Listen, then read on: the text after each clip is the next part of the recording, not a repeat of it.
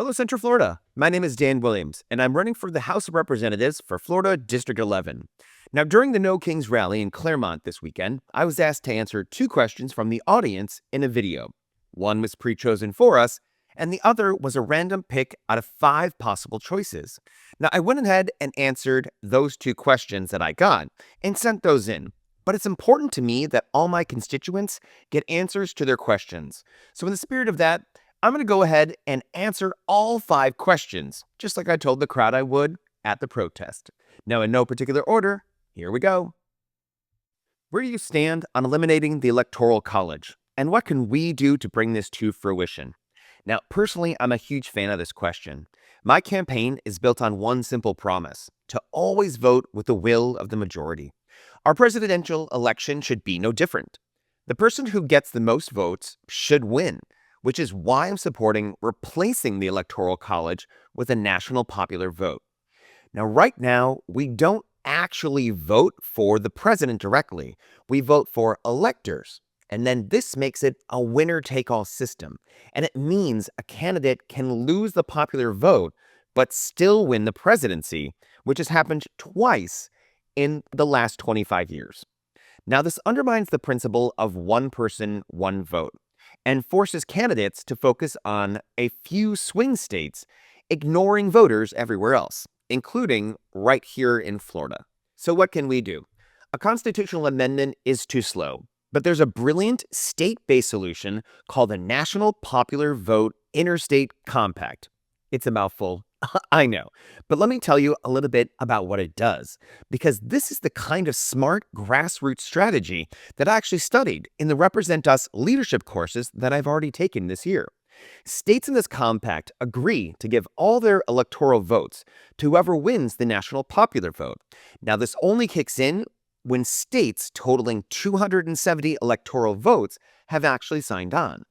Right now, the compact has 205 of the 270 electoral votes needed.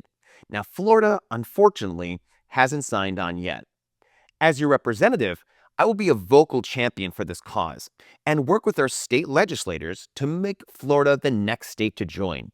We can make every vote equal, and this is the way we do it. Now, the next question is, how will they combat ICE raids on people trying to work and go to court legally to gain citizenship? Now, first, I want to say thank you to whoever wrote this question. We need to be honest about this, because under current law, much of what ICE does is technically legal, but that doesn't make it moral, and it certainly doesn't make it right. Now, when we have federal agents in masked and unmarked cars taking people from our communities, people who are on their way to work, or even to court to gain citizenship, that is not law enforcement. That is intimidation. It feels like a secret police force, and it creates a culture of fear. At a protest 2 months ago, I made a sign that I think sums up how many of us feel, and that is, the only ice we need in Florida is in our drinks. My first step in Congress will be to demand accountability and transparency. I will push for legislation that requires all federal law enforcement, including ICE, to be clearly identifiable. That means no masks and clear official uniforms. A policing force in a democracy should never be anonymous. This is America. No one should live in fear here. But this is about more than just reforming one agency. It's about who we are as a country. Now, my partner Ray is a professional chef, and his work gives me a great way to look at our country. I see America as a giant melting pot. All of us on our different cultures are the ingredients, and once they combine, they create something new and uniquely American. You can't just reach back in there and try to pull out one ingredient. It's impossible. We're all mixed together, and that is what our greatest strength is. Almost all of us are descendants of immigrants. That powerful mix is what makes our country unique, and my job in Congress is to protect that and not to let anyone tear it apart. Now, this person would like to know how we plan to combat the fake Christian nationalism that's trying to take over the country. For this question, I am very lucky that both my treasurer and my sister have degrees in theology. So the first thing I did was ask them both for some help with this question. As a college professor, I know the value of actually talking with the experts in their field, and I will continue to do this to make sure I always have factually accurate information. Now let's make a critical distinction. Christian nationalism has very little to do with Christianity. It's a political ideology that seeks to merge American identity with one very specific version of a religion. And this is a direct threat to the Constitution and a core American principle, the freedom to worship as you choose or not at all. The separation of church and state was not designed to keep religion out of politics. It was designed to protect faith from being corrupted by politics. One of the reasons movements like MAGA have grown is because people crave a sense of belonging, and these groups offer a simple, powerful identity. Democrats, on the other hand, have a much more diverse coalition. Our strength is that we have people of all different races, backgrounds, and religious beliefs, but that can also make it harder to find a single unifying message. My strategy is not to fight a culture war. My strategy is to change the subject back to what truly unites us as Americans. Instead of getting trapped in debates, I will focus on issues that affect every single one of us, regardless of who we pray to. That is, can you afford healthcare? Is your community safe? Can your kids get a good education? These are not Christian issues or secular issues. These are American issues. And my job is to call it hypocrisy using facts, not faith.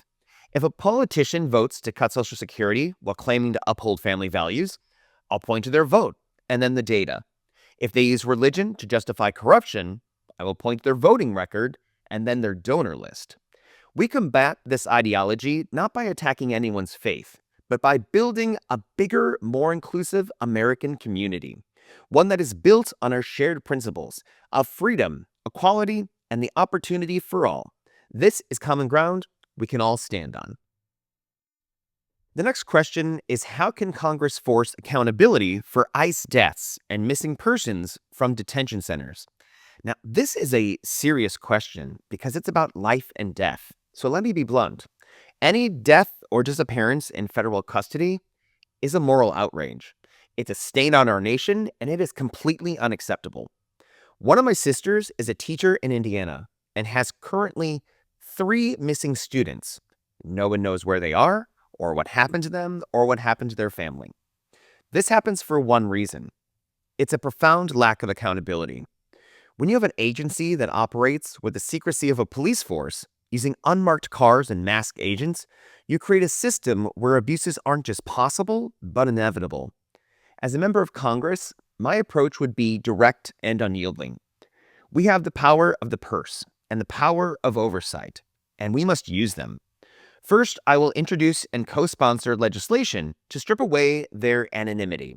No more masks, mandated, clear, visible uniforms, and body cameras for every single enforcement action, with the footage made available to an independent civilian review board. Second, I will demand a fully funded, independent investigation into every single death and disappearance that has occurred in ICE custody. No agency should be allowed to investigate theirself. And we will tie their funding directly to this compliance. If they refuse to be transparent, we refuse to give them the funds that funds these operations and leads to these tragedies. Accountability cannot be optional. We also have to need to recognize what happens when ICE shows up in our communities. The disruption and fear only begin when they arrive. They shatter the trust between residents and legitimate law enforcement, which makes everyone less safe. This is also not a partisan issue. This is an American issue. My job is to ensure that every government agency is held to the highest possible standard and that no one is above the law. We will bring these actions out of the shadows and into the light. All right, there's 2 more questions. Now, if you watched the original video, then you've already seen these answers, and you can go ahead and skip it. If you are watching this one without seeing the other one, now the first question we're going to talk about is to have a shared question between Barbie and myself that we would both answer, and this is it. Now, the first question we both had to answer was, in the general election, you'll face a tough Republican opponent backed by national GOP resources and a polarized electorate. What is your specific strategy to beat them? Outline key tactics for mobilizing voters, fundraising, and countering your messages on issues like the economy, immigration, and crime? Now, that's a great question, but it is huge, so let's try to break it down a bit. Now, we won't beat them by playing their game. They have dark money and run a campaign based on fear and the same garbage politics that makes most people tune out. My strategy is to build a grassroots movement so powerful that their money becomes irrelevant. It's based on three key actions. First, we show up. While the current representative hides from voters, we will be everywhere. Town halls, community events, you name it. We're going to activate every single voter who feels ignored, especially young people and working families. Our platform, Ask America, gives people a real reason to engage because it guarantees them a direct vote on every major bill. Now, that is a powerful motivator. Now, second, on fundraising, we'll be powered by people, not corporate PACs. Every small dollar donation is a vote for a new kind of politics. My Republican opponent's vote can be bought. My vote can't be because it will belong to you. And finally, on our messaging, they will sell fear for the economy, immigration, and crime. We will counter that fear with facts and community. When they use talking points from Washington, I'll use Ask America to ask you what our priorities should be. Their entire strategy is to make you angry at your neighbor. Our strategy is to give you a reason to work with your neighbor. They're running the old divisive campaign built on fear. We're building a new modern movement built on direct democracy and community. And that is how we'll win. During the random draw, I chose two. And my question was, how will you neutralize the GOP's attack on the Democratic policies while landing punches on their vulnerabilities, like healthcare cuts or corruption ties? Now, my answer to this one is simple. I will not participate in political theater. All of this is just a red herring, and I believe voters are tired of the endless cycle of partisan attacks, sound bites, and gotcha moments. It's all a distraction from the real purpose of government, which is to solve problems and make your life better. So my strategy is to refuse to be dragged in the mud. When they launch attacks or misrepresent policies, I won't trade insults. I will trade facts. Indisputable, verifiable facts that you can check for yourself. Let's use a real-world example like healthcare. Now, instead of getting into a shouting match over labels, I'll focus on the data and the direct impact it has on our community. If a bill is proposed that would cut Medicare or allow insurance companies to deny coverage for pre-existing conditions, I won't just call it a bad idea.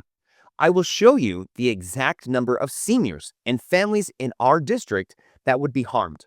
I'll point to the official, nonpartisan budget reports that show where the money is going instead. And I'll point to the public campaign finance records that show which corporate lobbyists are funding those politicians and pushing for those cuts. Because this isn't about Democrats versus Republicans. This is about whether your family can afford to see a doctor. It's about whether our government is working for you or for the highest bidder. My job would be to cut through the noise, to give you the truth, and then vote in a way that actually helps you. That's how we neutralize attacks and get back to the real work of serving the American people. That's all the questions from the No Kings protest in October in Clermont. Now, if you're watching this and you have a question, let me know. Go onto my website at danwilliamsforcongress.com, go to the contact page, and ask away. I'll be making more of these videos answering your questions to make sure that every voice is heard. Until then, take care, everyone.